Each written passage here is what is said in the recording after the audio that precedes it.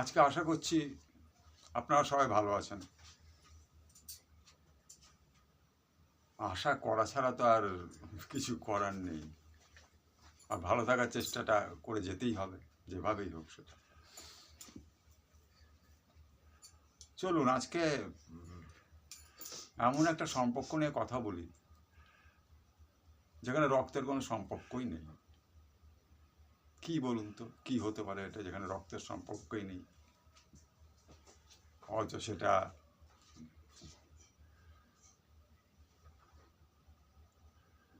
খুব, কি বলবো ওটাকে, হ্যাঁ পবিত্র সম্পর্কই বলা যেতে পারে তাকে। বলুন তো কি, বারবার বলছি রক্তের কোনো সম্পর্ক নেই, কিন্তু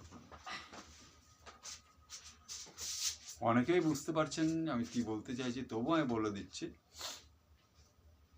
যে আমার কাছে এই ধরনের পবিত্র সম্পর্ক বলতে যেটা বোঝায় সেটা হচ্ছে বন্ধুত্ব। বন্ধুত্বটা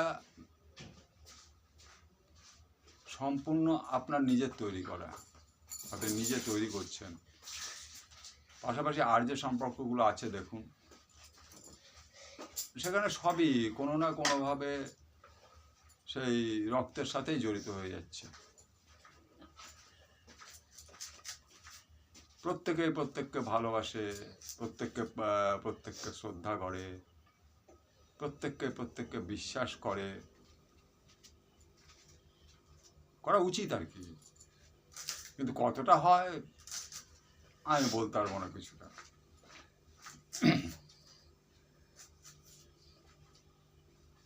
এবং প্রত্যেকের কাছে কিছু প্রত্যাশা করে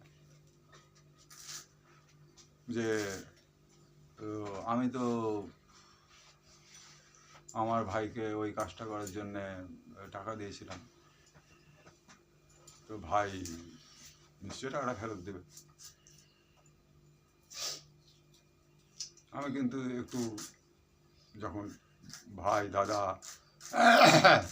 সবাই অ্যাডাল্ট হয়েছে, যারা একটু কাজকর্ম করছে তাদের ক্ষেত্রে বলছি, আর বড় হয়ে যদি কাজকর্ম না করে তাহলে তো তার পক্ষে ধার পাওয়াটাই মুশকিল হয়ে যায়। কিন্তু বন্ধুত্ব বলতে আমি যেটা বলতে চাইছি, বন্ধুত্ব এমন একটা জায়গা আমার কাছে যেখানে কোনো প্রত্যাশা থাকে না। এক বন্ধু আর এক বন্ধুর জন্য ধরুন কিছু করলো, কিংবা কিছু করলো বলতে তার কোনো একটা ঝামেলায় পড়ে গেছে, বন্ধু তার পাশে গিয়ে দাঁড়ালো। হয়তো তার সেই বন্ধুর কেউ অসুস্থ হয়ে পড়েছেন, তাকে নিয়ে সে হসপিটালে গেল, কিংবা কেউ মারা গেছেন তার সাথে শ্মশানে গেল, অথবা সেই আবার আমি পয়সার কথাতেই আসছি, কোনো বন্ধুর খুব টাকার দরকার পড়ে গেছে বিশেষ কোনো কারণে, বন্ধু তাকে সেই টাকাটা ধার দিল। ধার বলবো না, না না না, ধার নয়, সেই টাকাটা তাকে দিল। এখানে কিন্তু সেই আসল বন্ধু হয় যে বন্ধুটা এই কাজগুলো যে বন্ধুটার জন্য করলো, এই বন্ধুটা যেরকম তার পরিবর্তন যে প্রত্যাশা করছে না। ধরুন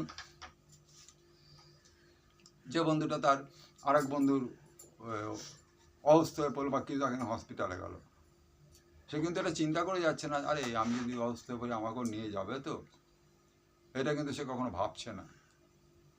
কিংবা ওই বন্ধুটা আর একটা বন্ধুকে খুব প্রয়োজনে কিছু টাকা পয়সা দিয়েছে, যেটা সেই বন্ধুর পক্ষে দেওয়া সম্ভব, সে কিন্তু এটা কখনোই ভাবছে না জানি টাকাটা দিলাম, এই টাকাটা ফেরত পাবো তো। যেখানে এই সমস্ত জিনিস থাকে না, না এই প্রত্যাশার ব্যাপারটা, এবং সেখানে যখন দুজন মানুষ দুজনকে এইভাবেই জড়িয়ে ধরে, আমি তখন সেটাকেই বন্ধুত্ব বলি। পাশাপাশি দেখুন, এই সম্পর্কটা ছাড়া আমি যে ব্যাপার বলছি বন্ধুত্ব, এবং কীরকম বন্ধুত্ব সেটা আমি আপনাদেরকে বললাম। এই সম্পর্কটা ছাড়া আর সমস্ত ব্যাপারে মোটামুটি একটা আশা থাকে, এবং সে আশাটা পূরণ না হলে একটু আশা হতে হয়। জানি না, আমি যে বন্ধুত্বের কথা বললাম, এই বন্ধুত্ব পাওয়া কতটা সম্ভব, কিন্তু আমি বিশ্বাস করি এরকম বন্ধুত্ব হয়, বন্ধুত্ব পাওয়া যায়। এরকম বন্ধু আপনার আপনার যদি থাকে, আপনার পাশেও এসে সে দাঁড়াবে, সে কোনো কিছু প্রত্যাশা করবে না। আমার খুব কাছের একজনের কথা বলছি, সে কোনো এক সময় প্রচণ্ড কষ্টের মধ্যে পড়েছিল। আমি যে বন্ধুর কথা বলছি, সে, আমি এবং আমাদের আরেক যে বন্ধুটা দ্বিতীয় বন্ধুকে সাহায্য করেছিল, সে, এই তিনজনের মধ্যে আমাদের মধ্যে বন্ধুত্বগুলো ওরকমই ছিল একটা সময়। এখন এদের মধ্যে ওই তৃতীয় জন বেঁচে নেই এখন আর। যাই হোক, প্রচণ্ড দরকার পড়েছে, ও অনেকের কাছে টাকার দরকার পড়েছিল বিশেষ কারণে, অনেকের কাছে চেয়েছে, কেউ দেয়নি। সেই মুহূর্তে আমার কাছেও ছিল না, আমিও তাকে দিতে পারিনি। কিন্তু আমরা দুজন মিলে যখন আমার তৃতীয় বন্ধুর কাছে গেলাম, বিশেষ করে আমি তার নাম বলবো না, গেলাম, সে তখন একটা ছোটোখাটো কাজকর্ম করে।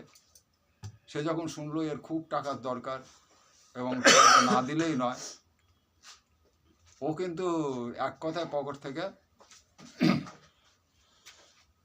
টাকা বের করে ওই বন্ধুটাকে দিয়েছিল।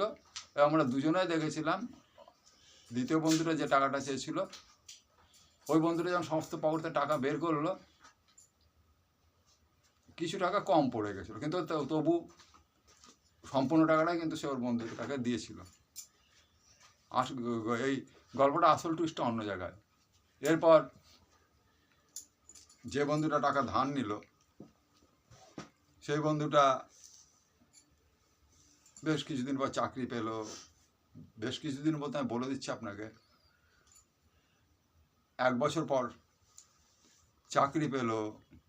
ধীরে ধীরে ও একটু দাঁড়ালো।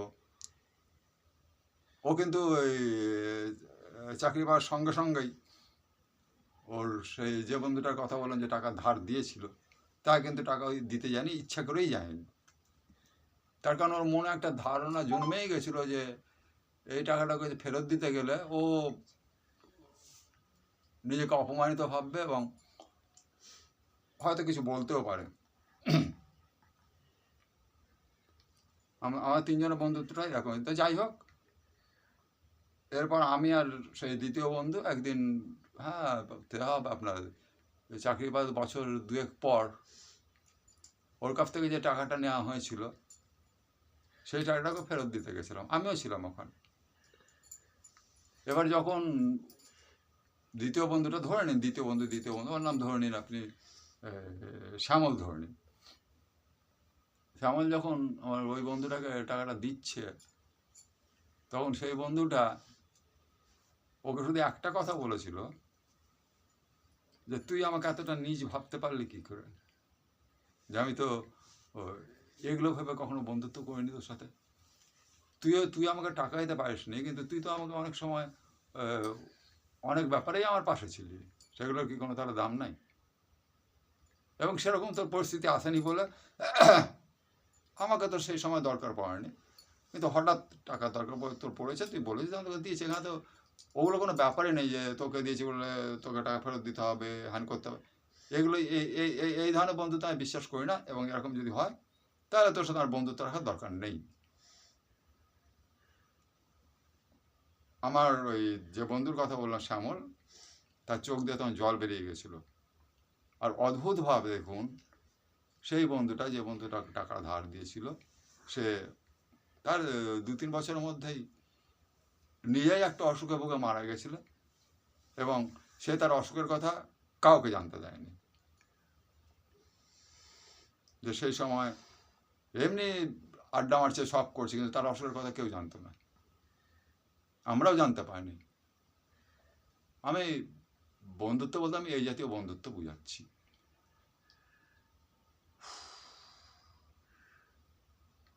এখনও হয়তো এরকম বন্ধু হয়, না হওয়া হতে পারে না, তার কারণ এরকম বন্ধু বান্ধব এরকম আত্মীয় স্বজনও হয় কিছু কিছু, না থাকলে না পৃথিবী থাকতো না, আজকে এই অবস্থায় পৃথিবীটা থাকতো না।